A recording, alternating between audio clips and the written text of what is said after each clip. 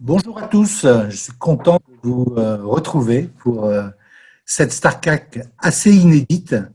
Inédite parce que c'est la première fois qu'on l'a fait en webinaire. Depuis d'années, on vous avait habitué à faire des StarCac, à vous donner l'actualité du commissariat aux comptes au cours de 6 ou 8 formations qui commençaient donc du mois de mai jusqu'à la fin de l'année. Alors, on avait deux possibilités. On disait soit on reste en présentiel, on faisait ça chez un partenaire qui est fort somme toute, qui a des locaux fort agréables, chez Mesquert. Ça nous permettait de nous retrouver, ça nous permettait d'échanger, d'avoir un pot. J'ai une mauvaise nouvelle pour vous ce soir, il n'y aura pas de. Mais néanmoins, vous allez avoir une actualité dense. Donc, plus sérieusement, on a voulu, compte tenu de l'actualité, maintenir 3 StarCac avant les vacances. On a donc aujourd'hui véritablement décidé de se mettre en forme webinaire. Alors, pour animer ce webinaire, j'ai une belle dream team autour de moi.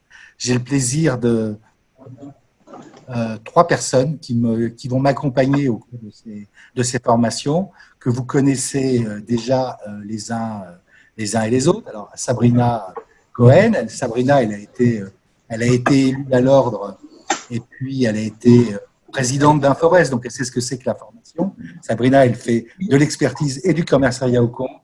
Elle fait des missions d'évaluation, des missions de fusion-acquisition.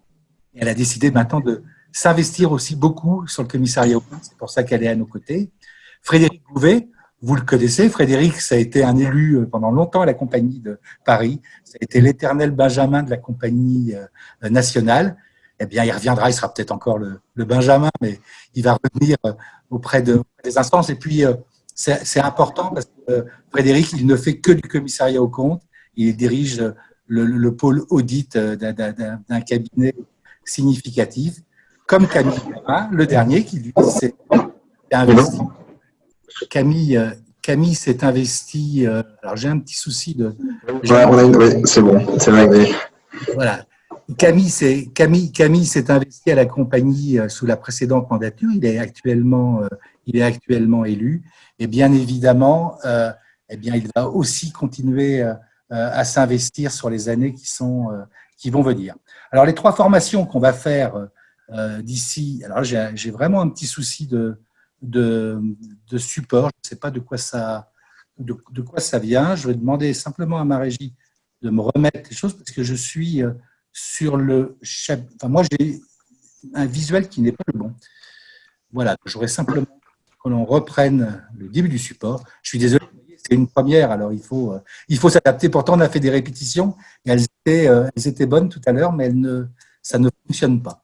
Donc, la formation telle qu'on va vous la présenter aujourd'hui, on a voulu traiter donc de la clôture 2019 dans le contexte du Covid. Donc, les traitements comptables, ce sera Frédéric qui vous en parlera sur les clôtures 2019. Après, on parlera Covid 2019 et adaptation du droit des sociétés. C'est Camille qui va attaquer cette partie-là. Et puis après, on aura l'opinion d'audit et l'adaptation des rapports. Sabrina, on me passera la main. Moi, je parlerai de l'alerte, même si le prochain thème et la prochaine StarCac, ce sera l'alerte et la continuité d'exploitation. On va vous parler aujourd'hui, dès maintenant, des mesures qui ont été prises dans le cadre de l'alerte.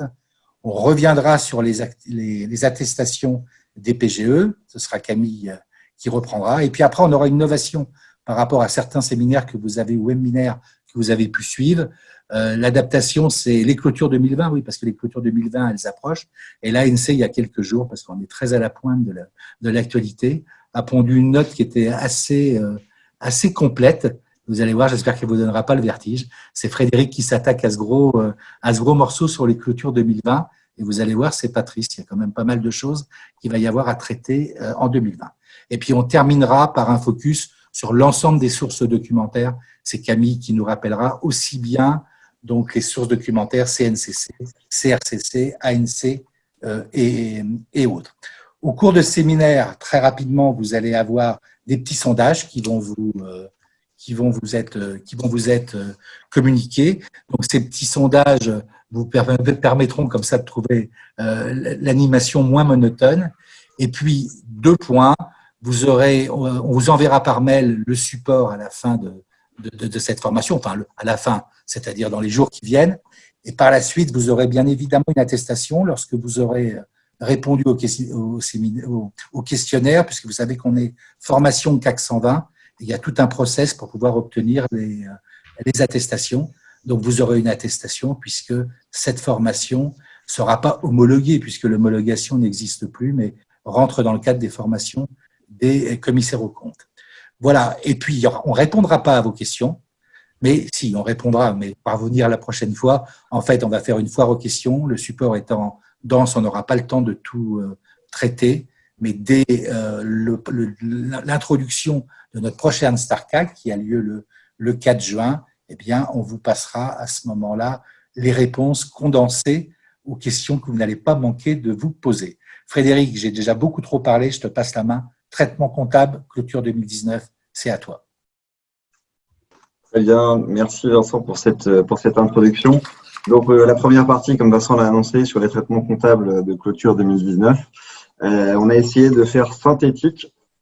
J'ai la main en effet. Donc je vous rappelle les fondamentaux. Tant que les comptes ne sont pas arrêtés par l'organe compétent, le Covid-19, c'est un événement postérieur à la clôture, sans lien direct et prépondérant avec la situation au 31 décembre 2019. Donc, les comptes ne sont pas ajustés. On a entendu souvent les comptes. Quand je dis les comptes, c'est bilan, compte de résultats. Nous, en tant que commissaire aux comptes, évidemment, on certifie les états financiers. Et on va voir par la suite que dans l'annexe, des informations sont nécessaires. Donc, les comptes annuels en norme française sont établis sans prendre en compte dans le bilan et le compte de résultats les conséquences de la crise. Et même, on va le voir, si la continuité d'exploitation est définitivement compromise. Attention, on va peu parler d'IFRS dans cette StarCAC, mais à noter que dans ce cas-là, la situation est différente en normes IFRS et il y a prise en compte des continuités d'exploitation définitivement compromises. En ce qui concerne donc les postes d'évaluation, l'évaluation des actifs et des passifs, à ce moment-là, on a évidemment une comptabilité sans tenir compte des effets du Covid, par exemple sur des dépréciations complémentaires au niveau des créances et des stocks, pas de provision pour risques et charges à constater, et des tests de dépréciation, qu'il s'agisse d'IMO incorporels ou d'IMO financières, qui se basent sur un BP sans effet Covid. Alors, je suis désolé, mais j'ai du mal à passer au slide suivant. Ça y est, on y est. Donc, pour éviter les multiples slides qu'on a vus dans la fac CNCC notamment, on a essayé de synthétiser dans un tableau les 4 situations, hein, les 4 cas et l'information qu'il faut fournir en annexe pour cette clôture des comptes 2019. Donc, dans la première colonne, la situation, c'est soit il n'y a pas de conséquences significatives attendues, on est dans le cas 1, soit on a des conséquences significatives mais qui n'ont pas d'impact sur la continuité d'exploitation. Donc, dans le cas où il n'y a pas de conséquences significatives attendues, évidemment, on donne cette information en annexe sur l'absence de conséquences et éventuellement quelques éléments qualitatifs ou quand on a justement des postes qui sont plus concernés et c'est le cas des stocks, des créances clients, des VMP, des provisions pour contrats déficitaires ou pertes à terminaison et le sujet des impôts différés, à ce moment-là, on peut donner des informations. Dans le cas 2, où on a des conséquences significatives sans impact sur la continuité d'exploitation, on amène évidemment du qualitatif, voire du quantitatif en annexe, donc au niveau de l'activité, avec des sujets comme l'évolution du chiffre d'affaires, des fermetures de sites, des fermetures de boutiques, les dispositifs gouvernementaux aussi qui sont envisagés à ce moment-là, le recours au chômage partiel, le recours au télétravail, la mise en place de mesures sanitaires. Et ce qui est important, évidemment, c'est de bien communiquer avec le client. Alors là, évidemment, c'est pour les comptes qui n'ont pas encore été arrêtés à aujourd'hui, hein, si vous voulez mettre ça en pratique, mais bien communiquer avec le client sur la nécessité d'alimenter correctement son annexe. Deuxième colonne, c'est le cas de l'apparition, durant la période du 31 décembre 2019 à la date d'arrêté des comptes, d'une situation d'incertitude significative. Là, on va se référer évidemment à l'ANEP 570, sur la continuité d'exploitation et il faut qu'il y ait une information qui soit donnée en annexe et qui soit appropriée, donc sur les faits, les plans d'action et les conséquences. Et évidemment, comme le dit l'ANEP, ça a une incidence sur notre rapport. Et si cette information en annexe n'est pas conforme ou n'est pas assez complète, et ben ça peut amener une conséquence évidemment sur l'opinion, soit une réserve ou un refus de certifier les comptes. Enfin, quatrième cas, on l'a vu, on a parlé juste avant avec une distinction entre normes françaises et normes IFRS, c'est si on a une continuité d'exploitation qui est définitivement compromise entre le 31 décembre 2019 et la date d'arrêté des comptes. On ne touche pas au bilan et au compte de résultat, mais on communique en annexe. Et ce qui est remonté tout le temps et recommandé, c'est évidemment de faire des comptes synthétiques en valeur liquidative qui permettent quand même d'avoir une information qui est conforme à la réalité, étant donné que la continuité d'exploitation est définitivement compromise.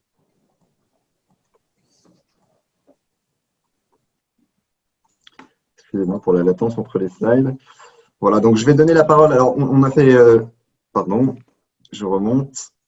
Donc, on a fait court hein, sur les clôtures 2019 pour pouvoir passer du temps à la fin sur la partie 2020.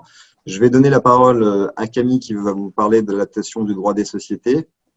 Et je vous rappelle que vous pouvez évidemment poser vos questions. Et d'ailleurs, je vois qu'une question a été posée et on y répondra lors de la prochaine StarCAC. Camille, je te laisse la parole. Merci Frédéric. Bonjour à tous. Alors effectivement, la crise sanitaire a aussi imposé l'adaptation du droit des sociétés, dont je vais vous parler tout de suite si j'arrive à prendre la main et à changer de slide. Voilà, chose faite. Dès à présent. Alors, tac. On y est, voilà. Donc, ce qu'il faut savoir, bon, c'est des dispositifs qui sont maintenant assez assimilés aussi bien par les commissaires aux comptes que par nos clients. Bon, néanmoins, il y a quand même deux ordonnances à connaître pour briller dans les dîners. La première, ça concerne la prorogation des délais relatifs à l'arrêté et à l'approbation des comptes annuels. Donc, bon, ce qu'il faut retenir principalement, vous le savez déjà, c'est que la durée de prorogation pour l'approbation des comptes a été fixée à 3 mois. Donc, il y a quand même une exception, c'est si vous avez déjà établi votre rapport avant la date du 12 mars 2020, auquel cas une prorogation est possible, mais ça doit passer par voie de requête auprès du président du tribunal de commerce, comme on avait l'habitude de le faire jusqu'à présent. Ça concerne absolument toutes les sociétés, les associations, les fonds de dotation, enfin toutes les structures auditées. Donc jusqu'à quand est-ce que court la durée de cette prorogation? En réalité, ça concerne des exercices qui sont clos entre le 30 septembre 2019 et le 10 août 2020. Pourquoi? Parce que vous avez une expiration de l'état d'urgence qui a été fixée à la date du 10 juillet 2020 dans une loi du 11 mai dernier. Alors, dans cette même ordonnance, si mon slide veut bien, suivant dû bien s'afficher. Voilà. Vous avez un autre élément qui concerne la prorogation du délai d'établissement des documents de gestion prévisionnelle. Donc, on rappellera que ça concerne les sociétés qui ont plus de 300 salariés ou alors un chiffre d'affaires net d'au moins 18 millions d'euros. Donc là, vous avez une durée de prorogation qui a été fixée à 2 mois. Donc, si vous êtes dans cette situation-là, vous avez un communiqué de la CNCC assez détaillé sur cette question-là et en fait, qui va présenter toutes les circonstances possibles que vous allez rencontrer, c'est-à-dire est-ce que ces documents prévisionnels intègrent les conséquences du Covid ou ne les intègrent pas, et je vous renvoie à ce document qui est assez complet et bien fait pour ce type de questions.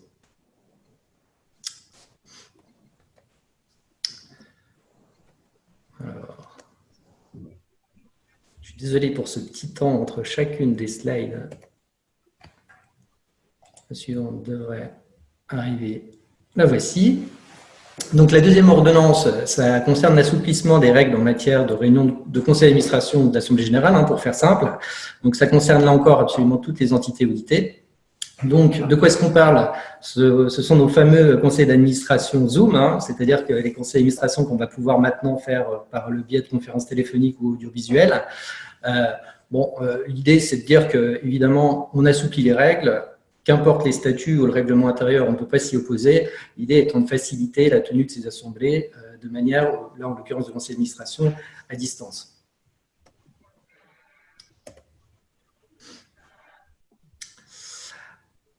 Alors, la slide précédente, ça concernait les tenues à huis clos des assemblées générales. Donc là, le principe est le même. Cette fois-ci, on est en assemblée générale Teams. Donc, c'est exactement la même idée. La possibilité offerte par tous et pour tous de procéder à ces conférences par voie audiovisuelle, par mail, enfin par consultation écrite ou par conférence téléphonique. Bon, on se rend compte que ce sont des moyens de communication qui ont été, qui sont maintenant finalement rentrés dans les mœurs et qui ne posent pas de difficultés majeures et qu'on rencontre très régulièrement depuis maintenant plusieurs semaines. Quant à leur consultation, elle peut être faite par le moyen de mail et non pas forcément par des convocations avec accusé de réception comme on les connaissait jusqu'alors.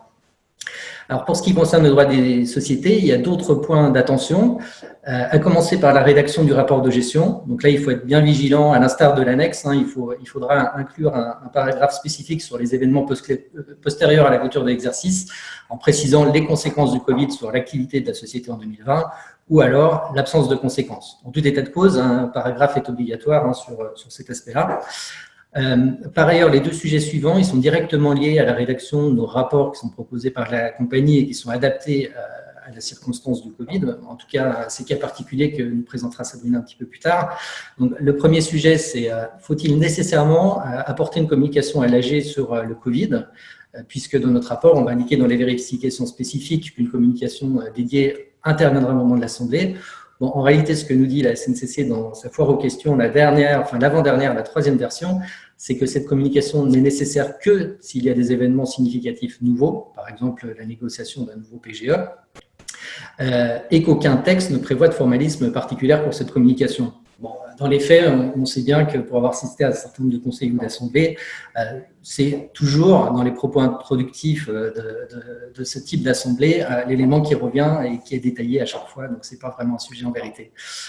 Ensuite, arrive l'épineuse question de la date d'arrêté des comptes. Pourquoi l'épineuse question? Parce qu'on doit y faire référence dans notre rapport. Alors là, le sujet, c'est que pour une SA ou une association avec conseil d'administration, on sait identifier clairement la date d'arrêté des comptes, parce qu'en général, c'est le conseil d'administration qui s'en charge. Ce n'est pas toujours le cas, loin s'en faut, pour les SAS et les SARL. Donc là, on s'interroge pour savoir quelle date on va retenir. Si on a un rapport de gestion qui est signé, alors là, c'est généralement la date qu'on peut retenir dans notre rapport, mais le rapport de gestion n'est pas toujours signé. On n'a pas toujours un rapport de gestion, notamment dans les PE. Donc là, l'idéal, c'est d'avoir un échange de mails avec le dirigeant qui va arrêter formellement la date d'arrêter des comptes. À défaut, il faudra simplement qu'on s'assure que cette date mentionnée dans notre rapport soit antérieure à la date d'établissement du bilan des comptes de résultats définitifs ou de l'obtention de l'alias. En tout état de cause, c'est laissé à l'appréciation des professionnels que nous sommes. Donc, nous allons maintenant arriver sur la partie relative notamment à la rédaction de nos rapports dans ce contexte. Et je propose à notre régie de donner la main tout de suite à Sabrina et les slides défileront peut-être mieux qu'avec moi. Merci à vous. Merci Camille. Je vais reprendre la main. En effet, compte tenu de cette crise, nous devons tenir compte de certaines adaptations, notamment dans les rapports, nos rapports.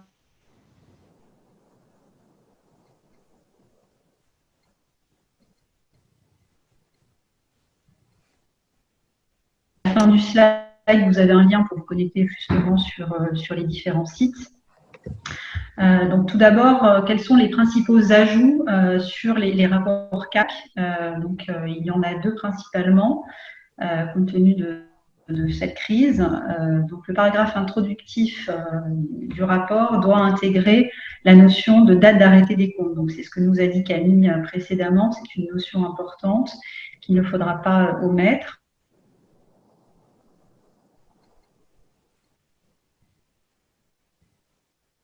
Tu as des coupures, Fred?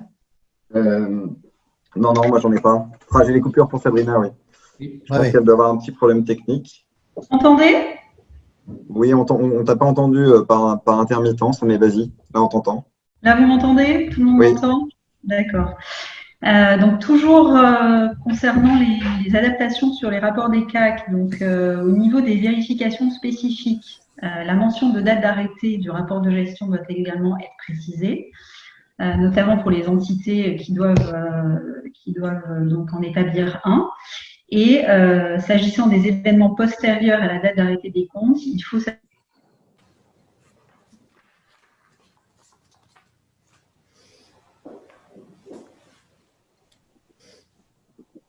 rapports des CAC. Alors pour la LAF, donc là, nous avons également la notion de date d'arrêté des comptes qui est importante et le fait que la direction doit confirmer que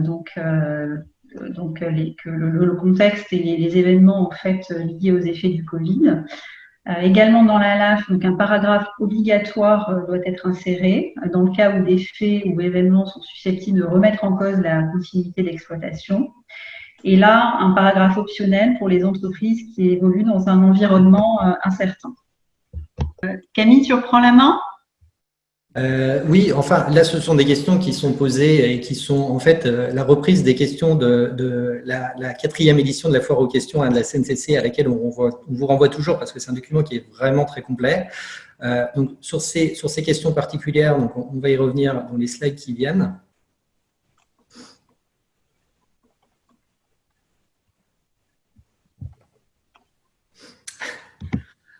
À condition que je puisse faire accéder au slide suivant.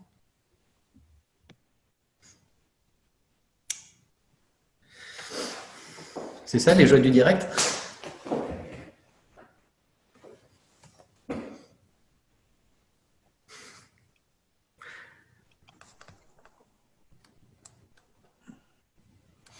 Voilà, donc on revient bon, rapidement sur les différentes situations possibles. Là, on est dans la circonstance où les comptes ont été arrêtés début mars et que l'annexe et le rapport de gestion ne mentionnent pas encore le Covid puisqu'on ne connaissait pas encore les incidences et que ce dernier deviendrait significatif par la suite avant la remise du commissaire aux comptes, du rapport du commissaire aux comptes.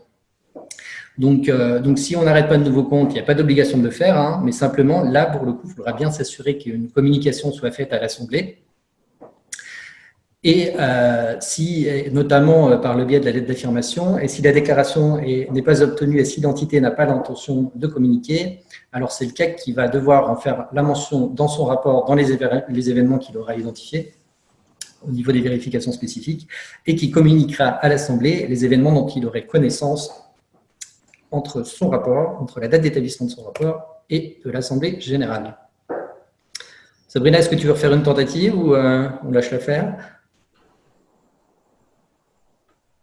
Bon, la deuxième situation, hein, c'est dans la même circonstance, sauf que là, pour le coup, le rapport du CAC est déjà émis. Donc là, à nouveau, on n'a pas d'obligation d'arrêter le nouveau compte, mais simplement, on s'assurera là aussi qu'une communication a été faite à l'Assemblée. Et à défaut, on préparera une communication à destination de l'Assemblée comme on le connaît. Donc, ce qu'il faut retenir dans ces deux situations-là, quand bien même ce n'était pas mentionné dans les comptes déjà établis, arrêtés et audités, bon, on ne va pas refaire les comptes pour autant, puisqu'on ne parle que d'une information, entre guillemets, hein, dans l'annexe, au titre des événements post-clôture. La troisième situation, donc les comptes ont été arrêtés après fin mars, et l'annexe et le rapport de gestion ne le mentionnent pas. Là, c'est plus ennuyeux, parce que pour le coup, on aurait vraiment dû le faire. Donc, ça peut avoir pour conséquence pour notre opinion, de devoir émettre pour nous une réserve ou un refus pour désaccord, même s'il n'est pas attendu d'impact significatif. En tout état de cause, on nous recommande d'utiliser de préférence. Alors, ce n'est même pas de préférence, hein. En réalité, il faudra toujours utiliser les rapports qui sont proposés par la SNCC, donc les rapports adaptés au Covid. Et ça, c'est une précision qui a été apportée récemment dans une foire aux questions de la SNCC.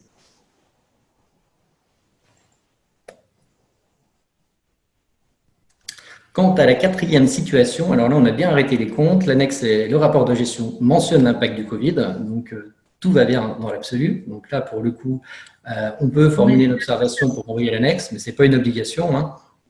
Et après, parce que sur les autres mentions du rapport, donc on fait état de la date d'arrêté des comptes, on fait état d'informations qui sera faite à l'Assemblée générale.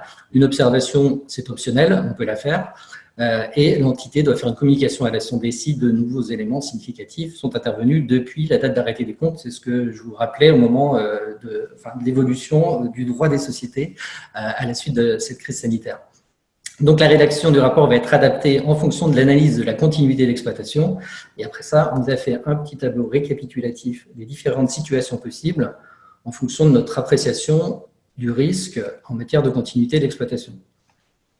Voilà, donc on a plusieurs cas possibles. Alors ça, c'est extrait de la foire aux questions 3e édition de la CNCC. En fait, cette foire aux questions, elle évolue au fur et à mesure du temps. Donc là, pour le coup, on en est à la 4e parce que ça intègre en partie les observations de l'ANC portant sur les exercices clos à partir du 1er janvier 2020. Bon, au cas d'espèce, la 3e édition, ça s'arrêtait encore à tout ce qui concernait la clôture 2019. C'est toujours la même fac sur laquelle figurent les nouveautés à chaque fois qu'une nouvelle édition sort. Donc, c'est une fac qui fait plus de 100 pages, mais qui, encore une fois, est bien faite et complète. Donc, en matière de continuité d'exploitation et d'incidence sur l'opinion, donc vous avez la solution idéale, dirais-je, l'absence d'incertitude sur la continuité d'exploitation compte tenu des ressources disponibles. Donc là, on n'a pas d'incidence sur l'annexe, autre que l'information qu'on va mentionner au titre des événements postérieurs à la clôture. Donc là, vous allez retrouver les exemples qui vous sont proposés dans les exemples de rapport de la CNCC. La deuxième hypothèse sont les circonstances susceptibles de faire peser un doute sur la continuité d'exploitation, mais sans constituer une incertitude significative. Donc là, on fait attention, mais a priori, la société devrait quand même passer les 12 mois entre le 1er janvier 2020 et le 31 décembre. Donc, on va faire une description de la situation et des jugements de la direction dans l'annexe au compte.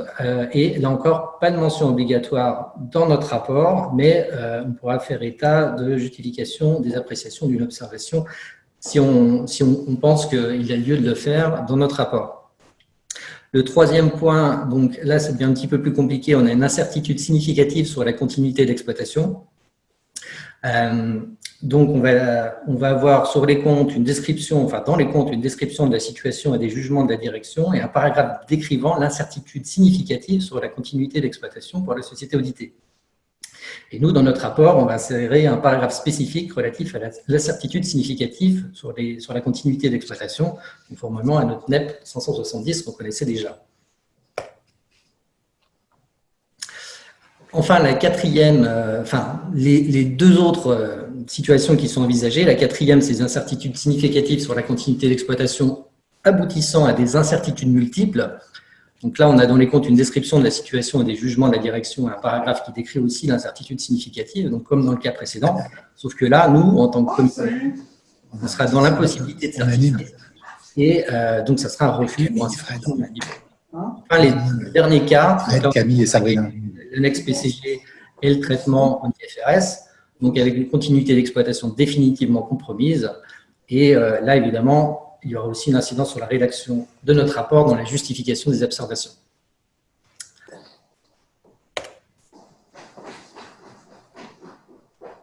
Et Vincent va reprendre la main sur la procédure d'alerte. Merci Camille. J'espère que je vais avoir plus de chance que tout à l'heure sur mes slides pour parler de la procédure d'alerte. Et oui, parce que pendant cette période, la procédure d'alerte, bien évidemment, elle continue. Alors voilà. Donc j'ai récupéré la main. Voilà, je remercie la régie de me l'avoir passé. Alors tout d'abord, un premier rappel, c'est l'instauration d'une période juridiquement protégée. Pour ceux qui, donc c'est l'ordonnance de 2020-306 du 25 mars qui l'a instituée. Pour ceux qui avaient juste des rappels de poésie de Lamartine, c'était « Autant suspend ton vol ». Après, je ne me rappelle plus la suite. Mais la période juridiquement protégée, c'est un peu ça. C'est-à-dire que entre le 12 mars et le mois qui suit, un mois qui suit la cessation de l'état d'urgence, le temps est un petit peu suspendu. Qu'est-ce que ça veut dire, le temps suspendu? Vous reprendrez quand vous aurez le support, la lecture in extenso de l'article, mais ça veut dire que tout ce qui devait se passer sur cette période-là est réputé avoir fait dans les temps si à l'expiration donc de la période, c'est-à-dire pour le 10 août, puisque je rappelle que la cessation de l'état d'urgence, ça sera le 10 juillet, tel qu'il est prévu pour l'instant. Donc, comme il y a un mois qui suit, ça nous met au 10 août. Et à partir de là, on a 2 mois pour réaliser dans les délais les choses qui devaient se faire sur cette période. Donc, vous voyez que si on parle d'une procédure d'alerte, par exemple, où on a des délais de 15 jours, ils se sont singulièrement rallongés. Mais ça, je dirais, c'est un faux ami parce qu'on a l'impression qu'il n'y a plus rien à faire et que les délais n'existent plus. Et bien évidemment, comme vous allez pouvoir le voir par la suite, les délais, ils existent quand même. prendre la main et de repasser. J'ai un peu le même souci. Voilà, donc prorogation des délais d'alerte. Donc, dès lors, les commissaires aux comptes doivent utiliser leur jugement professionnel. Oui, on vous dit, bien évidemment, vous avez des délais, mais vous devez quand même utiliser votre jugement professionnel. Et on vous dit aussi, vous n'êtes pas exonéré d'une responsabilité. Donc, ce qui veut dire de manière très, très concrète. Bien évidemment, vous devez prendre en compte la situation exceptionnelle qui est telle qu'elle existe. C'est vrai que le Covid, ça n'existe pas tous les jours. Proposer une approche adaptée à la prévention des difficultés en temps de crise sanitaire et économique mondiale, bien évidemment, on prend ça en compte. Mais on doit aussi agir très rapidement si on a des informations spécifiques. Donc, de manière très concrète, ça veut dire que si on a des informations où véritablement on a la certitude qu'une continuité d'exploitation est terriblement compromise, il ne faut pas attendre le 10 août et au-delà du 10 août pour alerter le tribunal de commerce. Les tribunaux de commerce, il y a des permanences, ça existe, et bien évidemment, il faut continuer avec eux et les tenir informés. Et ceci, je vous le rappelle, est d'autant plus important que on n'est pas les seuls acteurs, hein, les commissaires aux comptes dans l'alerte. Il y a aussi systématiquement les représentants du personnel lorsqu'il y en a. Et si eux, ils veulent agir, vous devez être terriblement vigilants, mais je le rappelle un petit peu plus bas dans la slide qui vient d'apparaître à l'écran. Donc, le communiqué de presse du H3C de 19 mars, c'était tout au début donc, de la phase de confinement, encourage à prendre le temps de la phase 0. On a toujours dit, nous, qu'on était favorable à prendre le temps pour la phase 0. Ça, c'est le travail du commissaire aux comptes. C'est un peu ce qui nous a été reproché dans la loi PAC d'avoir une phase 0. Et pourtant, elle est terriblement utile. On nous disait à l'époque, ah oui, mais il y a pas moins de défaillances dans les sociétés que vous contrôlez que dans les autres, sauf que on occulte cette phase 0 qui, bien évidemment, par nature, n'est pas publique et qui reste un dialogue entre le commissaire aux comptes et le dirigeant. Eh bien là, le H3C reconnaît toute l'importance de cette phase 0 et compte tenu des circonstances actuelles, elle incite les commissaires aux comptes à faire un dialogue avec les dirigeants. Bon, on remercie le H3C de cette communication. Je ne suis pas persuadé qu'avant, on n'avait pas de dialogue avec les chefs d'entreprise. Mais c'est vrai que c'est une période où là, il faut quand même converser avec eux. Bien évidemment, et je reviendrai toujours sur cette partie, il faut surtout matérialiser la démarche parce que l'essentiel de ces contacts avec les chefs d'entreprise se fait par téléphone ou par vidéoconférence. C'est bien de faire des petites notes ou des petits mails qui rappellent un peu les termes de notre conversation. Tout ça pour la suite et matérialiser un peu la démarche que l'on a eue après.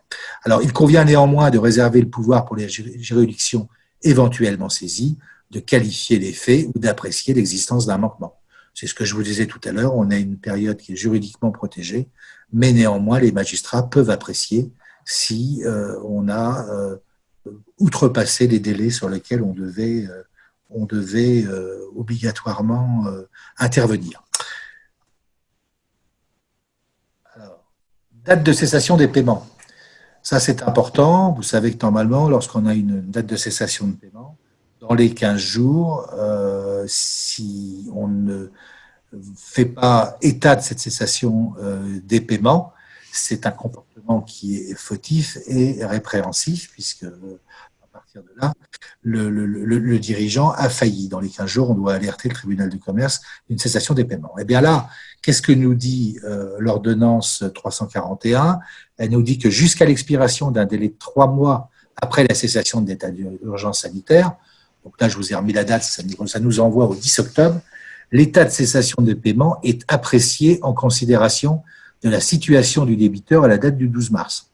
Donc, de manière très concrète, ça veut dire que les tribunaux de commerce nous laissent juger quand est-ce qu'il y avait un état de cessation de paiement, mais qu'ils n'avaient surtout pas envie d'être terriblement encombrés. Et c'est clair qu'on le sait tous, la période de rentrée des vacances va être normalement relativement délicate. Moi, je ne veux pas jouer les Cassandres et les pessimistes, mais c'est sûr que quand il va commencer à falloir payer les charges d'URSSAF et les autres charges qui ont été décalées, tout ça lié à une sous-activité ou du moins une activité partielle assez amputée, à partir de là, c'est vrai qu'on risque de voir des difficultés poindre dans les entreprises pour celles qui n'ont pas réussi à mettre en place un prêt garanti par l'État ou d'autres mesures, ou pour celles qui n'avaient bien évidemment pas de trésorerie.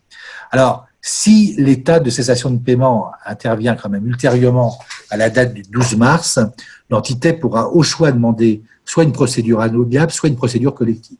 Je rappelle les procédures collectives, grosso modo, c'est le règlement judiciaire. Bon, après, je ne parle pas de la liquidation, mais la procédure de sauvegarde, par contre, est dans le cadre d'une procédure amiable, et c'est bien évidemment essayer d'avoir un accord avec les créanciers. Alors, ça peut être soit une procédure de sauvegarde lorsqu'on a le mur de la dette. Normalement, c'est vrai que dans les procédures de sauvegarde, on ne pouvait pas, en règle générale, demander une sauvegarde lorsqu'on était en état de cessation de paiement. Là, on voit que le texte a introduit une certaine souplesse pour que cette discussion puisse se faire et qu'on ne passe pas tout de suite sur le mode judiciaire. Ça peut être aussi, bien évidemment, aussi une conciliation. Alors, qu'est-ce qu'on retient de ça? Donc, la phase 0, déjà pertinente en temps normal, elle devient particulièrement essentielle et incontournable dans la situation de crise sanitaire. Ça, c'est ce que nous rappelle la CNCC le 15 avril.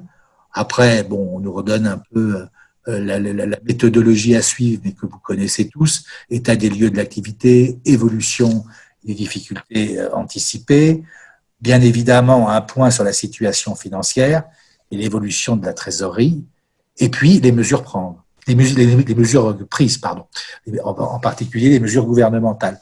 On va voir que pour certains, je pense que vous l'avez peut-être déjà constaté chez certains de vos clients, le Covid va y avoir un véritable effet d'aubaine, puisqu'on avait des gens qui étaient juste en trésorerie et qui d'un seul coup vont avoir de manière beaucoup plus simple accès au crédit avec les prêts garantis par l'État.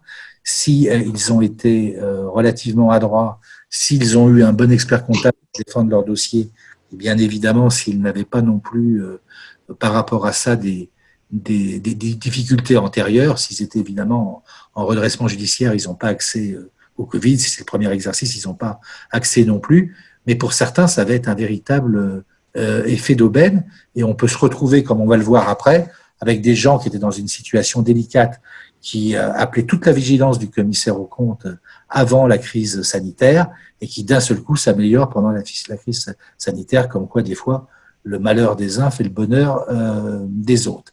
Alors, bien évidemment, on nous rappelle qu'il faut être vigilant lorsque la confiance n'est pas établie avec son client, et ça me paraît plutôt logique. Et puis, toujours la documentation du diagnostic en matière de prévision de trésorerie. Je rappelle, on verra que c'est un petit peu raccourci après, mais que la continuité d'exploitation, c'est quelque chose qui se mesure normalement à une échéance de 12 mois. Donc, ce n'est pas les résultats qui sont importants, bien évidemment, c'est la trésorerie dans le cadre de la continuité, d'exploitation. Alors, premier cas, alors non, je reviens parce que j'ai été tout le coup trop vite. Je reviens en arrière, excusez-moi. Petit souci. Date de cessation de paiement. Là, j'y étais. Donc, le premier.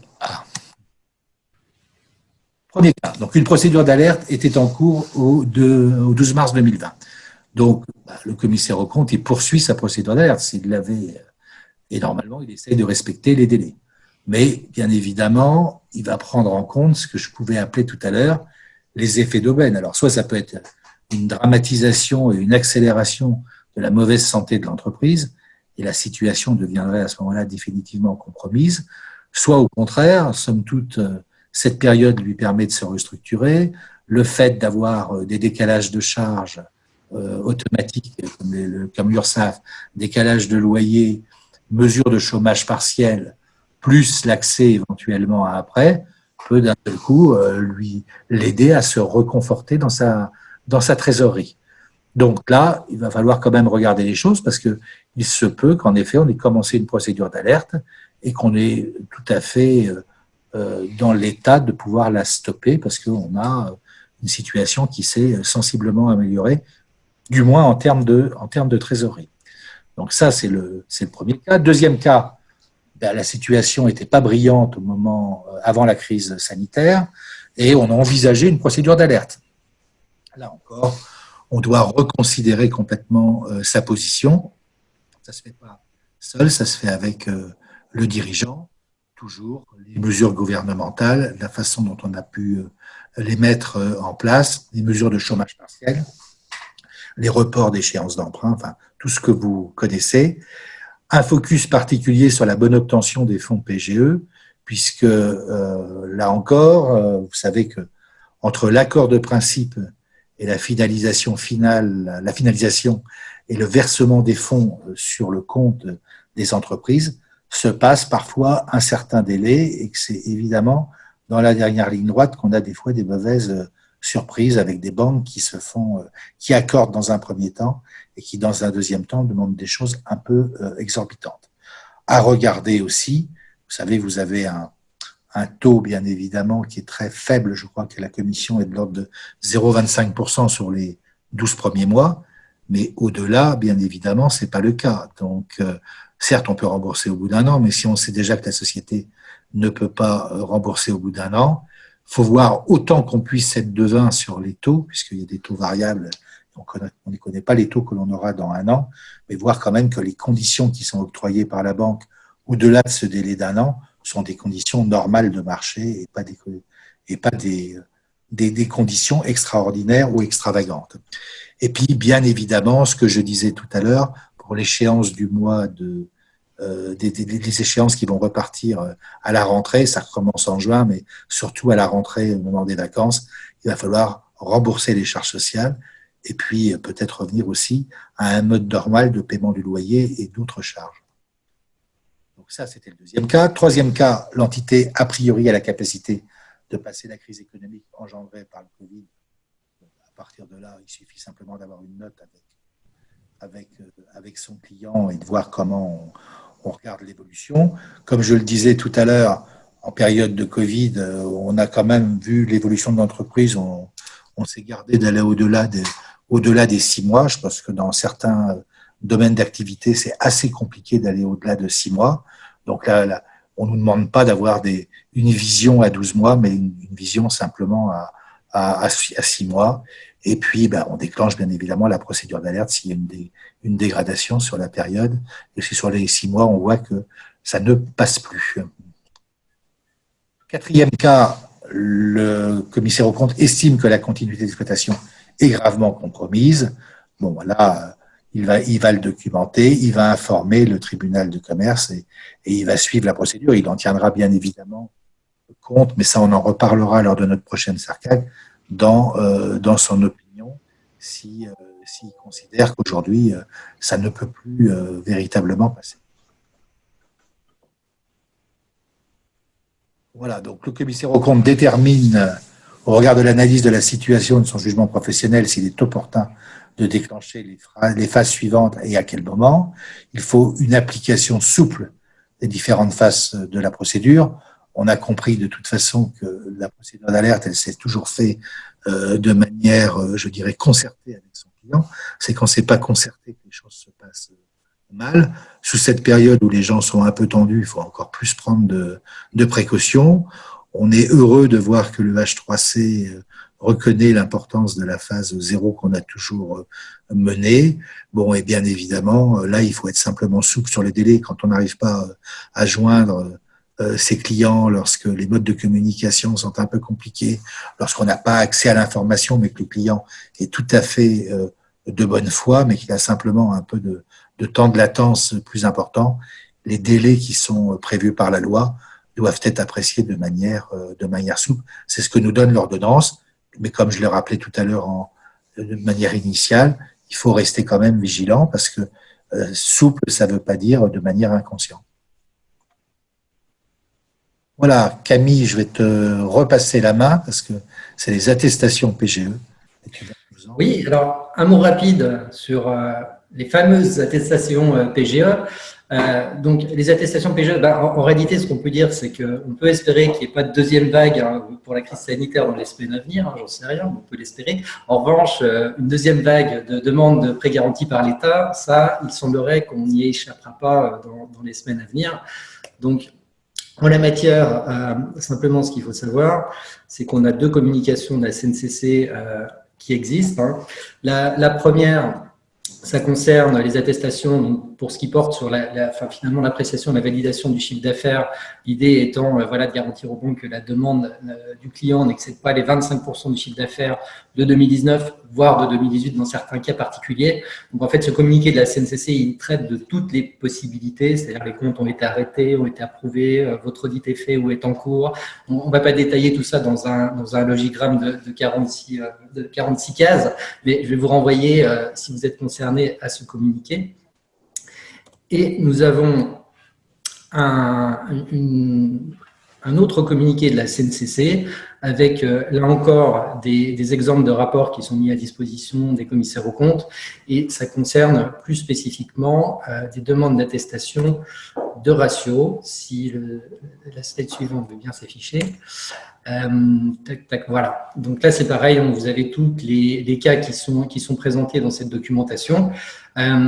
De manière générale, en fait, tout ce qu'on vous présente depuis tout à l'heure avec un certain nombre, la FAQ de la CNCC, les attestations diverses et variées, les documents sur la gestion du prévisionnel, etc.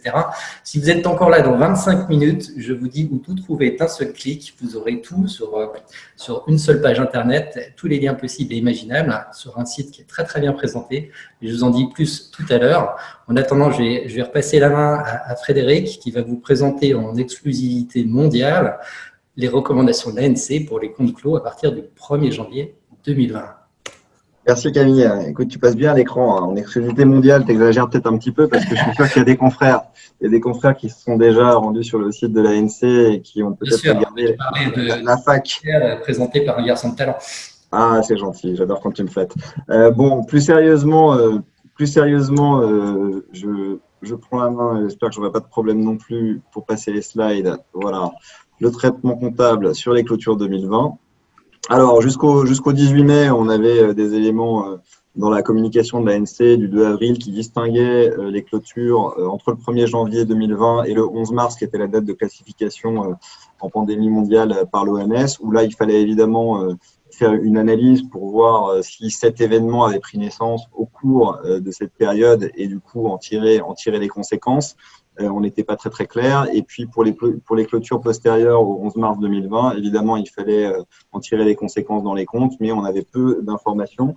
L'ANC, du coup, a complété ce vide avec une communication du 18 mai, mais qui a été mise sur le site le 19 mai en réalité. Comme quoi, parfois, ils savent antidater quelques docs, en tout cas pour la publication. Alors, deux documents. D'abord, un premier document, donc ça, c'est le nom du doc tel qu'on le trouve sur le site. C'est un document de synthèse qui présente les réponses en fait à des questions qui ont été recensées par l'ANC. Donc c'est comme ça qu'ils ont procédé. Alors je ne sais pas quel était le public qui a posé les questions, mais je suppose un certain nombre de spécialistes qui se sont penchés là-dessus. Donc en fait c'est sous forme de réponses à des questions en synthèse dans ce document-là, et un second document qui est lui détaillé, qui reprend également les réponses aux différentes questions recensées, mais qui, on va dire, reprend le cheminement de la réflexion en repartant souvent du réglementaire, voire du doctrinal, pour aller vers la recommandation formulée par l'ANC.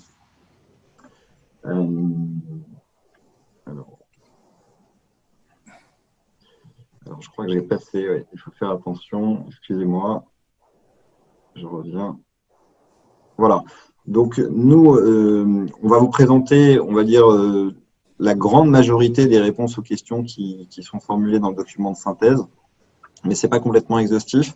On va rester sur les sujets French Gap, normes françaises, sachant que ça tombe assez bien parce que finalement, à la Compagnie nationale des commissaires aux comptes, eux, ils ont décidé dans la 4e édition du 20 mai de ne traiter que la partie IFRS, et ils ont dit qu'en juin, il y aurait une production sur la partie normes françaises. Donc là, ça sera essentiellement normes françaises. Sinon, je vous invite à aller dans la FAQ 4e édition de la CNCC. Et je vous encourage en effet, si vous avez un sujet spécifique sur un des thèmes qu'on va voir, à aller vers le document détaillé, parce que comme je vous le disais, il y a tout un cheminement et puis ça rappelle la réglementation. Donc c'est intéressant s'il y a vraiment un point qui nécessite une vision plus approfondie. En préambule, donc bon, les raisons évidemment de ces communications, c'est des raisons d'intérêt général, hein, avec un objectif évidemment de pouvoir gérer les structures et d'informer les tiers pour contribuer à une reprise économique la plus rapide et la plus importante possible. Donc ça, c'est leur terme. Et important, les recommandations qui sont formulées dans ces documents-là visent évidemment les comptes annuels, les comptes conso, mais aussi les situations intermédiaires dont l'arrêté qui sont nécessaires en vue de la réglementation, mais aussi les situations intermédiaires, et on va voir leur importance, qui sont préparées volontairement par les sociétés. Donc les dispositions spécifiques aux situations intermédiaires obligatoires continuent de s'appliquer par ailleurs, bien évidemment. Donc en tête du document, il rappelle un avertissement général, c'est qu'il n'y a pas de nouvelles règles créées, il s'agit des recommandations à partir de règles du plan comptable général existantes, qui permettent de traduire au mieux les conséquences du Covid. Et vous allez voir, il y a quelques éléments qui sont à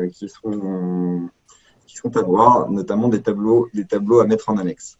Alors là, je vous précise que nous avons respecté la numérotation de la note. Donc, quand vous voyez 1.1, célérité de l'information comptable, c'est exactement ce que vous trouverez dans les documents de l'ANC. Donc là, quant à savoir quand donner l'information comptable, il est préconisé évidemment que pour les entités tenues qu'au compte annuel, elles établissent à titre volontaire des comptes et des situations intermédiaires qui vont permettre évidemment de mesurer de façon raisonnable les impacts de l'événement Covid-19. Et c'est évident, on comprend bien que des situations vont être nécessaires pour faire le point, de savoir où on en est à un moment évidemment pertinent dans l'année. On va le revoir après, de se poser la question quand est-ce que je fais ma situation. Donc évidemment, prendre en compte les mesures de soutien dont elles ont bénéficié, et on verra que 2 annexes sont présentées pour pouvoir isoler justement ces mesures de soutien dans l'information qui sera donnée en annexe. Et évidemment à une date, comme je le disais, qui est choisie par elle, mais qui va être pertinente par rapport à un cycle d'exploitation, par rapport à des événements importants, par rapport à des réouvertures de boutiques, ou des éléments qui sont spécifiques à l'entité, et aussi tout simplement par rapport à un recul qu'il faut prendre pour pouvoir établir une information financière de qualité. Donc l'événement Covid-19 et ses conséquences sont un fait pertinent, évidemment, qui doit être mis en évidence dans les comptes ou les situations établies à partir du 1er janvier 2020, et c'est surtout finalement dans l'annexe des comptes et des situations intermédiaires qu'il va y avoir de l'information. Alors, l'information, évidemment, enfin, les impacts seront dans le compte de résultats, mais pour distinguer, et on va le voir, les éléments qui sont liés au Covid et les éléments, les mesures gouvernementales qui permettent le soutien, toute cette information-là sera dans l'annexe. Donc, l'information donnée doit être complète et dépourvue de biais, bien évidemment, et refléter fidèlement la situation. Bon, assez souvent, on revoit une terminologie comme ça, on s'en doute évidemment, c'est un peu notre métier de certifier des comptes fidèles, mais c'est reprécisé plusieurs fois dans leurs commentaires. Parfois, j'ai trouvé pas forcément à bon escient. Ce qui est important de noter, c'est qu'il faudra une présentation des impacts bruts et des impacts nets du Covid, et vous allez voir ce qui est proposé comme modèle.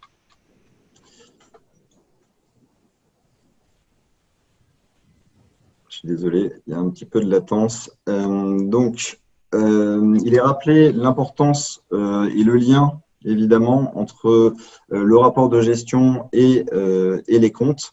Donc, une complémentarité entre les états financiers dans leur ensemble et puis le rapport de gestion, sachant que l'information dans les comptes et situation est généralement un point, évidemment, de référence pour le rapport de gestion où il y a des informations qui sont parfois plus larges et évidemment liées à la gestion. Au niveau de la communication, donc dans l'annexe, alors là c'est un peu difficile à comprendre comme j'ai envie de dire concept, mais il y a 2 approches alternatives donc qui pourront se faire dans l'annexe. Donc une approche ciblée avec les principaux impacts jugés pertinents, évidemment, quand on en a connaissance et qu'on les maîtrise bien. Ça peut être évidemment une baisse de chiffre d'affaires sur une activité, sur un poste, des états financiers, et puis une approche d'ensemble, une présentation d'ensemble des impacts qui va être plus compliqué évidemment parce qu'il faut un petit peu de recul. Il va falloir être capable de bien isoler les effets Covid, les effets baisse d'activité qui étaient déjà programmés. C'est pour ça que je mettais un commentaire sur le fait que l'approche d'ensemble ne sera pas forcément facile, même si, et je passe au slide suivant, alors excusez-moi. Autant pour moi, ça sera le slide. Après, on va parler là maintenant de l'exceptionnel. Donc, une recommandation sur l'exceptionnel, il n'est pas recommandé d'utiliser des rubriques du résultat exceptionnel ou non courant dans les comptes consolidés pour traduire systématiquement les conséquences de l'événement Covid 2019. Et en effet, il est préférable de privilégier une présentation en annexe telle qu'on va le voir dans les états proposés pour les petites entreprises. Les entités poursuivent les pratiques antérieures et n'inscrivent dans les rubriques du résultat exceptionnel ou du non courant que les produits et les charges qui sont portés de façon usuelle. Autre recommandation, évidemment, si c'était nécessaire, il est recommandé d'éviter de rajouter de l'information directement dans le compte de résultat ou dans le bilan. Si certains étaient tentés de créer une ligne spécifique au niveau du compte de résultat ou du bilan, voilà, c'est pas ce qu'il faut faire. Il faut plutôt mettre ça en annexe.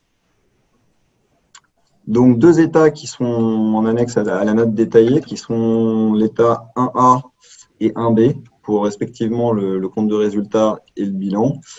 Donc, j'espère que vous allez pouvoir voir ça, parce que c'est peut-être un peu petit, mais grosso modo, je vous décris ça. En liste, on retrouve des soldes intermédiaires de gestion, avec une première colonne qui est l'exercice 2020 réel, tel qu'il ressort là pour le coup du compte de résultat, évidemment, en conséquence des écritures qui ont été passées, ensemble des impacts confondus, avec un deuxième pavé qui est intitulé Impact événement Covid. Alors ce pavé, il est constitué de trois parties.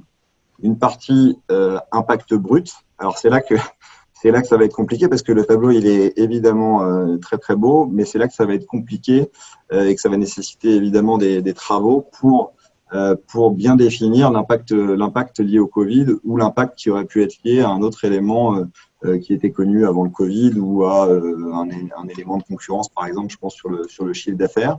En tout cas, on a une première colonne brute. On a une deuxième colonne avec les impacts de soutien et on trouve dans cette colonne, par exemple, toutes les réductions, remises, annulations qu'on aurait pu avoir sur des charges externes, donc quel que soit le fournisseur, des potentiels apports du fonds de solidarité et évidemment l'indemnisation de l'activité de partiel. Ce qui nous permet en fait, dans la troisième colonne de ce pavé central, d'avoir un impact net Covid, c'est-à-dire ce que ça nous a évidemment, ce que ça nous a coûté ou ce que ça nous a a priori moins rapporté, ou plus plutôt les mesures de soutien, ce qui permet de dégager l'impact net de ce Covid, qui additionné à la première colonne exercice réel, nous permettra d'avoir l'exercice 2020 retraité de l'impact Covid. Donc voilà comment les choses ont été organisées. Sur la deuxième partie du compte de résultat, on retrouve la même structure avec évidemment des réductions, remises ou annulations et puis les évolutions des autres produits et charges dans le cadre du Covid. Si on passe au bilan maintenant, donc l'annexe 1B, ben on retrouve la même chose. Alors c'est vrai que l'exercice sera pas facile. Là, il donne pas de mode d'emploi évidemment pour identifier ça. Ça sera normalement la contrepartie d'éléments qu'on a vu au compte de résultat, mais pas seulement. Donc, faudra voir poste par poste des sorties d'IMO, des sorties de créances clients, enfin, voilà, un certain nombre d'éléments qui sont à reclasser dans l'impact Covid. J'avoue que l'exercice sera forcément difficile et ce tableau fera partie de l'annexe. Donc, ça pose un certain nombre de questions par rapport à notre contrôle en tant que commissaire au compte. Voilà pour l'actif. Le passif, ben, on retrouve la même structure, donc je ne vais pas m'éterniser dessus. Sachant que je regarde l'heure, c'est bon, j'ai encore un peu de temps pour vous passer les autres slides. Alors là, on est sur la partie continuité d'exploitation. J'ai envie de dire, on en a déjà beaucoup parlé, pas de grande nouveauté. Évidemment, Si c'est irrémédiablement compromis, on a des comptes établis en valeur liquidative, donc rien de nouveau sous le soleil à ce niveau-là. Et on l'a vu, nous, les conséquences qu'on doit en tirer sur notre opinion si on n'a pas, par exemple, des comptes en valeur liquidative. Si elle est incertaine, évidemment, on l'a vu aussi, les informations doivent être données dans l'annexe. Et bon, ils le disent ici, et je reprends leur terme, compte tenu du climat d'incertitude générale, les informations doivent être équilibrées en ne retenant des hypothèses ni uniquement pessimistes, ni uniquement optimistes. Bah, évidemment, on s'en doute. C'est généralement ce qu'on fait même hors période Covid. Alors, on rentre sur la partie maintenant actif. Donc, je rappelle que finalement, il n'y a rien de nouveau. Hein. On est vraiment toujours sur les règles du PCG. Et là, sur les sujets des dépréciations et amortissements des immobilisations incorporelles et corporelles, il mentionne que l'effet du Covid ne constitue pas à lui seul un indice de perte de valeur. Donc, évidemment, il faudra reprendre les tests de dépréciation avec toujours les sujets de permanence de méthode. L'étendue du test de dépréciation est à mettre en cohérence avec les facteurs de risque identifiés qui peuvent être propres à la société, propres à un secteur. La société va évidemment baser et fonder la décision sur des informations fiables dont elle dispose. Ça va de soi. Et ce qui est intéressant et ce qui est ajouté ici, et ce qui revient plusieurs fois, que ce soit pour les immobilisations corporelles, incorporelles, les immobilisations financières ou les stocks, et ce qui est en effet un outil très utile à mes yeux, c'est les analyses de sensibilité.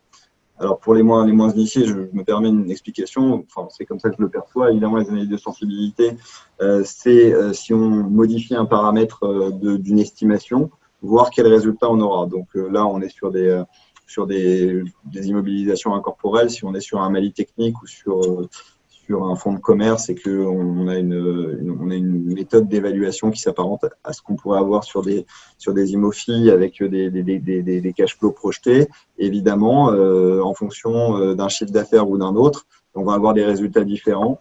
Donc, de manière pertinente, il faudra savoir peut-être faire varier certaines hypothèses et permettre aux lecteurs des comptes de voir quels sont du coup les impacts. Parce que c'est vrai que c'est toujours difficile et encore plus dans ces périodes complexes de lire dans l'avenir. Les dépréciations d'actifs importants constatées lors de la situation intermédiaire, alors là je parle en French Gap, hein, je suis uniquement en norme française, et notamment celles constatées sur les fonds commerciaux et écarts d'acquisition ne sont pas définitives. Donc une analyse doit être conduite à la clôture annuelle. Bon, après on pourra dire que ça fait mauvais genre d'avoir déprécié et de reprendre en fin d'année, mais en tout cas c'est le cas. Précision sur les amortissements, si certains dirigeants avaient pensé que leurs machines, et c'est sûrement le cas, ne se sont pas usées parce qu'il n'y a pas eu d'activité, c'est pas pour ça que la comptabilité et les règles comptables nous disent qu'on peut ne pas amortir. En effet, à part le cas de l'amortissement en fonction des unités d'œuvre, l'amortissement des immobilisations incorporelles et corporelles ne peut être ni interrompu pendant la non-utilisation des actifs concernés, ni amoindri compte tenu de l'utilisation réduite qui en a été faite.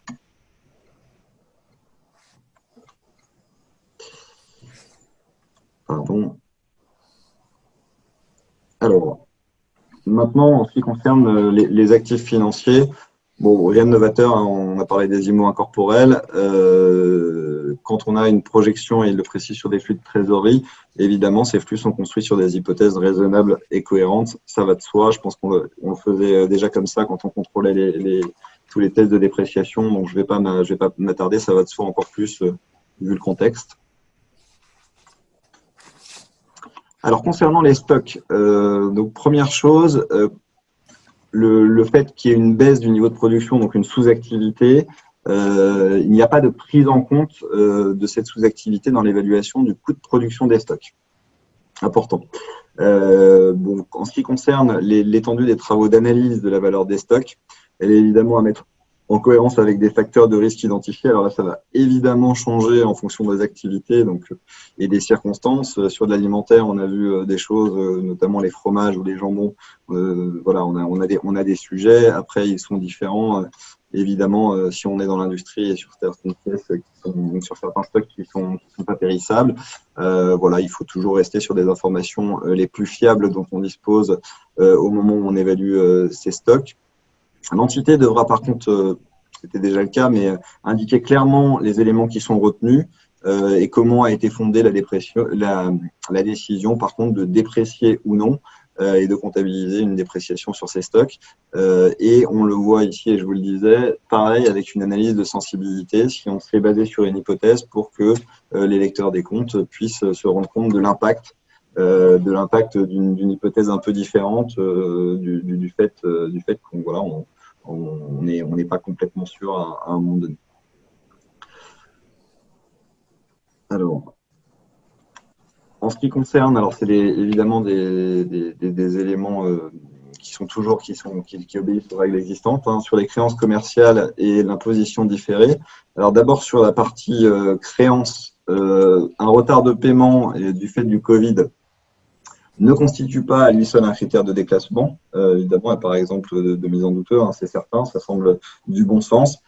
Évidemment, par contre, il va se poser, et c'est moi qui on l'a rajouté, le fait de faire le lien avec les risques liés à la trésorerie et donc à la continuité d'exploitation. Je pense que Vincent l'a dit tout à l'heure quand il parlait évidemment de la procédure d'alerte et des sujets de continuité d'exploitation. C'est en effet après une période de sous-activité de plusieurs mois, il va falloir commencer à rembourser les charges et décaisser un certain nombre de fonds. Les choses vont se tendre et on ne sait pas, voilà, le comportement des clients évidemment va faire boule de neige.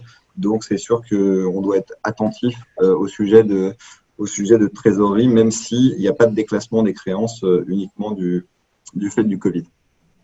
L'événement Covid peut amener à reconsidérer le périmètre de l'ensemble des événements qui constituent le fait générateur d'une dégradation de la solvabilité d'un client. Et c'est vrai que c'est tout un environnement et c'est l'ensemble des clients qu'il va falloir regarder. On ne va pas pouvoir rester sur les bases des analyses des créances clients voilà, passées, même si on connaissait bien les clients. Ça va demander un travail précis et assez exhaustif pour voir un petit peu quel est le sujet.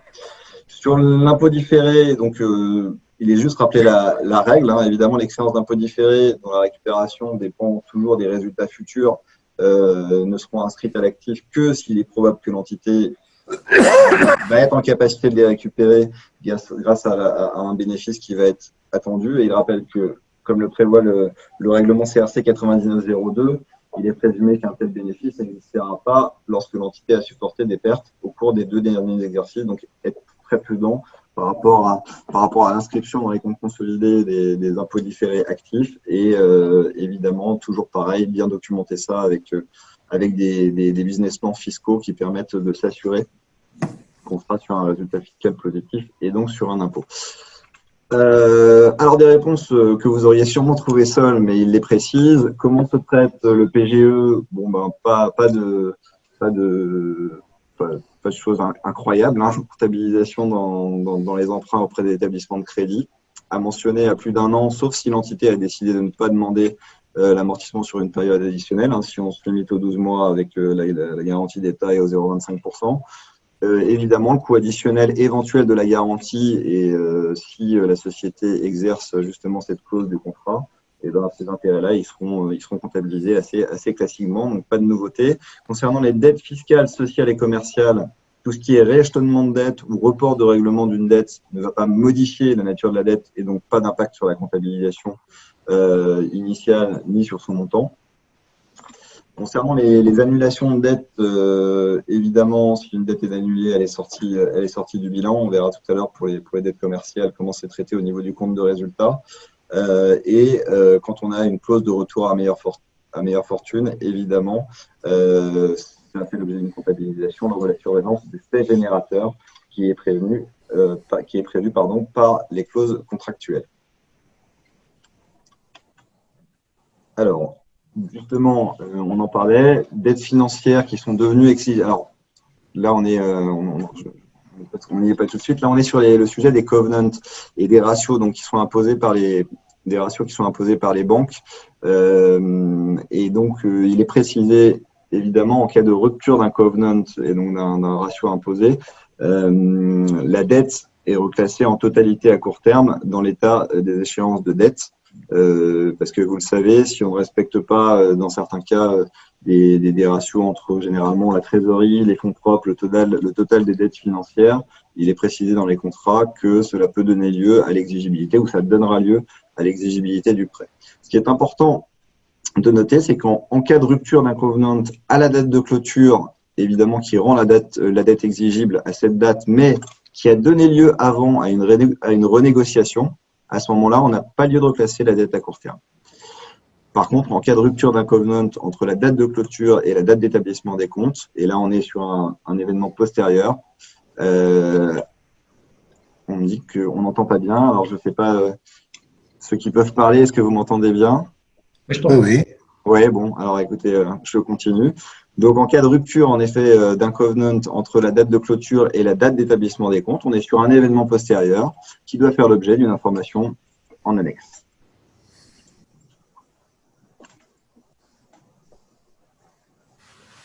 Excusez-moi, petit temps de latence. Alors, au niveau des provisions, alors j'ai laissé de côté dans la note des sujets concernant la perte à terminaison ou la provision pour grosse réparation ou restructuration, la provision pour restructuration. Donc il n'y a pas de changement dans le traitement. Ici, j'ai repris, pour ceux qui se posaient peut-être la question, le sujet d'un éventuel provisionnement sur des pertes d'exploitation futures, mais évidemment elles ne sont pas provisionnées. Et puis une mention, alors sur l'exceptionnel, mais dans des cas excessivement, alors on va dire extrêmement rares, ou en tout cas exceptionnel en norme française, extrêmement rare quand on est en norme IFRS, où il n'est pas possible de faire une évaluation fiable d'un montant d'une obligation, d'un montant d'un passif. À ce moment-là, on ne le comptabilise pas et on fournit une information sur ce passif éventuel en annexe. Venons-en à l'évaluation des produits. Alors, l'allocation d'activité partielle, ça c'est plutôt pas mal parce qu'on se serait posé toujours peut-être des questions sur les classements. Donc, l'ANC recommande d'inscrire cette allocation au crédit d'un compte de charge de personnel. Donc voilà, au moins le traitement est clair et ça sera uniforme. Pour ce qui est du fonds de solidarité pour les TPE, l'ANC recommande d'inscrire cette aide en subvention d'exploitation, compte 74. Concernant les modifications de contrat, évidemment, parce que chacun va y aller, les négociations possibles avec ses partenaires commerciaux. En concernant l'annulation totale ou partielle, la réduction ou la remise, lorsque le rabais est porté sur la facture, le produit est comptabilisé pour le montant net, rabais déduit. Lorsque le rabais n'est pas porté sur la facture, le rabais est enregistré au débit du compte 709. Et évidemment, ces modifications de contrat sont à rattacher à la période comptable afférente à la remise consentie. Les réductions de loyer, parce qu'il y en a quand même eu. Lorsque la réduction de loyer concerne un produit déjà enregistré, elle est comptabilisée au débit du compte 709. Si la réduction de loyer est portée sur la facture de loyer, le produit est comptabilisé pour le montant net, réduction déduite. Ces réductions de loyer sont à rattacher évidemment à la période comptable appropriée. Alors maintenant, les cas d'abandon de créances, donc que ce soit des créances d'exploitation ou des créances financières. Lorsqu'une facture d'avoir a été émise, la contrepartie de l'annulation de la créance est inscrite au débit du compte 709. Lorsque l'abandon de créance s'est matérialisé par une convention, par contre, donc là il y a une petite nuance, évidemment, si c'est a posteriori ou si c'est des contrats plus importants, la créance est inscrite dans un compte 658 dans les autres opérations courantes. Cas d'annulation d'une dette financière, l'abandon de créance, évidemment, est classifié dans les comptes financiers en 168 autres charges financières. Voilà. Et je crois que j'arrive à la fin. J'espère que je ne vous ai pas tous perdus. Maintenant, annulation des dettes d'exploitation. Donc, en cas d'annulation d'une dette d'exploitation, donc on va avoir une affectation, dans les comptes selon la nature, 609, 619, 629. Lorsque l'abandon de créance est matérialisé par une convention, de la même façon que tout à l'heure, on passait par un compte 65, là on est sur un compte 758. Et pour les annulations de dettes financières, l'ANC recommande d'inscrire ces abandons de créance au crédit du compte 768, donc des comptes financiers. Voilà, donc j'espère que je vous ai pas trop assommé avec ces éléments-là. Donc pas de nouveautés, mais quand même certaines recommandations qui permettent de préciser. J'ai envie de dire que c'est surtout l'information en annexe sur l'impact Covid brute et nette qui va être complexe et qui va évidemment donner lieu à du travail de notre côté commissaire aux comptes, que ce soit sur évidemment des attestations, des audits, des revues limitées ou des certifications annuelles de 2020. Donc, je vous souhaite évidemment bien du courage et on n'hésitera pas, au fur et à mesure des StarCAC, s'il y a des précisions, à revenir sur ces éléments-là. Je vous rappelle également que pour ceux qui ont des mandats EIP, alors j'ai pas vu, Yvan, à la régie, les sondages, je ne sais pas si on a ça, savoir combien de personnes avaient des EIP, vous pouvez peut-être répondre sur le chat, mais en tout cas, pour tout ce qui est IFRS, la 4e édition de la fac CNCC traite déjà de la partie IFRS.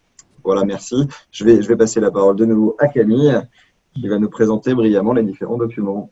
Merci Frédéric pour cette actualité effectivement très dense et qu'on va s'approprier dans les semaines et les mois à venir. Alors, avant de vous dévoiler l'adresse du site sur lequel vous allez retrouver absolument tout ce qui vous a été présenté en matière de liens aujourd'hui, bon, vous nous avez vus, vous commencez à nous connaître. Nous, on n'a pas la chance de vous voir, là, les 150, comme on vous parle en ce moment. Alors, on a prévu de vous poser 2 petites questions très simples, juste pour voir un petit peu, pour apprendre à vous connaître, si j'ose dire. Alors, on va demander, je crois que c'est notre régie qui va lancer directement 2 questions. Alors, très simple, hein. Donc, la question est de savoir si vous êtes commissaire aux comptes, si vous êtes directeur de mission ou collaborateur d'un cabinet en audit ou en expertise, ou autre. C'est-à-dire que, par exemple, vous avez 15 ans et vous êtes tombé sur l'iPad de votre père qui est parti téléphoner. Voilà, si vous pouvez nous répondre, simplement pour qu'on voit à peu près qui est notre public ce soir.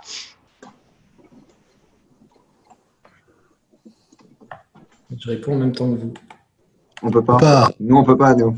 Bon, moi, je suis commissaire aux comptes. Tu nous rassures. Hein.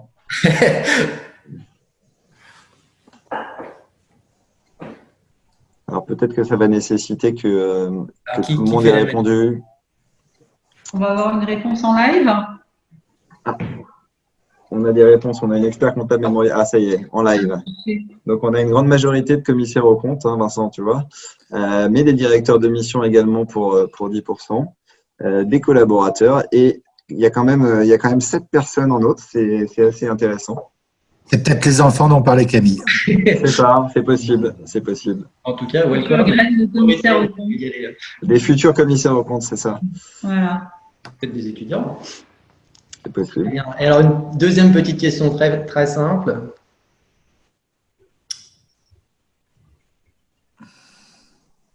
Alors, avez-vous des mandats EIP ou votre cabinet détient-il des mandats EIP? Oui, non, EI quoi? Bonne blague. Ça, c'est pour les 7% autres. C'est ça.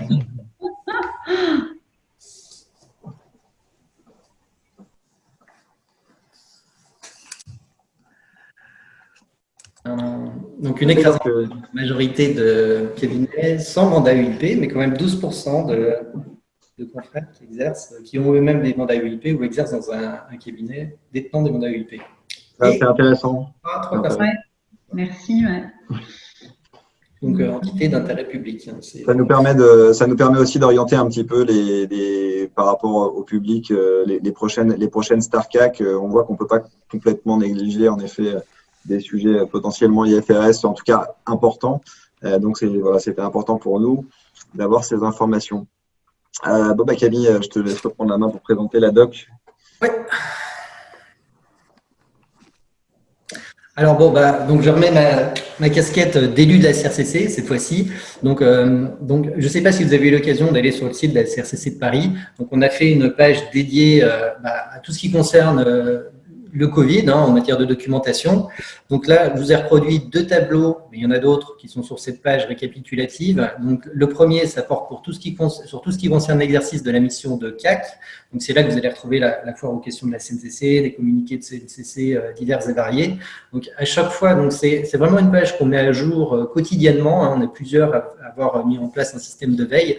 Donc dès qu'une information d'importance arrive, on va le publier sur le site de la CRCC de Paris et vous allez voir si vous allez consulter ces tableaux. Donc, ce sont des liens, hein, vous cliquez dessus, il y a un résumé qui est fait par le service juridique de la CRCC de Paris et après, vous avez accès évidemment à la documentation et c'est en accès libre, hein, c'est pas besoin même d'avoir un identifiant particulier, tout le monde a accès à cette documentation. Donc là, c'est pour la partie exercice d'admission de CAC.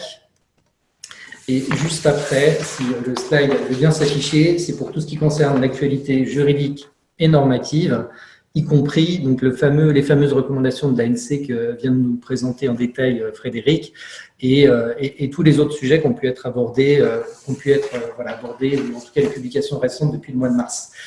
Bon, il y a aussi, alors je ne vous l'ai pas reproduit ici, mais il y a aussi un tableau sur tout ce qui concerne la prévention des difficultés des entreprises, en particulier l'ordonnance du 20 mai 2020 qui porte sur l'adaptation des règles en matière de difficultés des entreprises. C'est vraiment une ordonnance intéressante et d'importance, notamment pour la procédure d'alerte. Mais ça, on vous le présentera de manière détaillée et avec grand plaisir lors de notre StarCAC de jeudi de la semaine prochaine. Donc, n'hésitez pas à vous inscrire, c'est gratuit. Vincent, je te laisse conclure. Merci beaucoup, Camille. Oui, c'est gratuit, tu as raison de préciser. C'est l'impression que Jackson a posé la question, donc c'est bien ces formations. C'était donc une première. C'était donc une première. La StarCAC sous forme webinaire.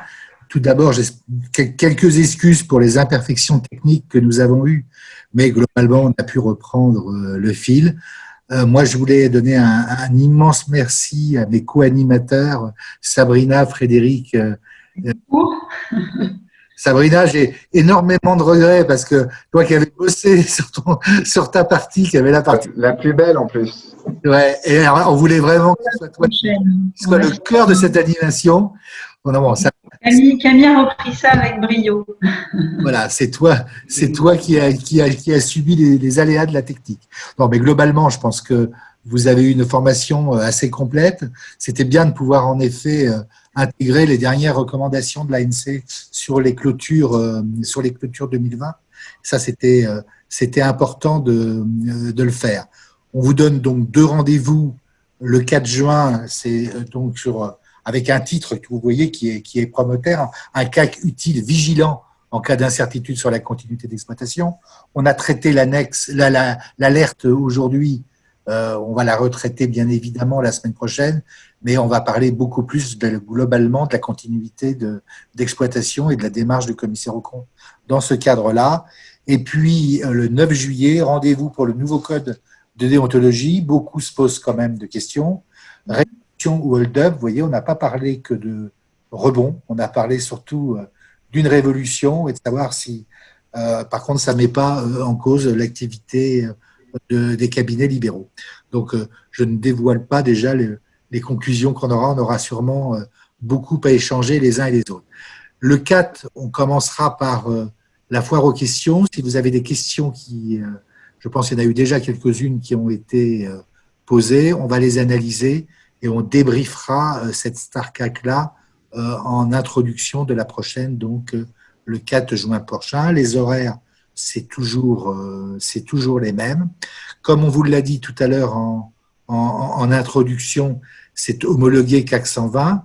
Un de nos confrères qui m'a demandé si c'était CAC 40. Non, CAC 40, en ce moment, un peu plus bas.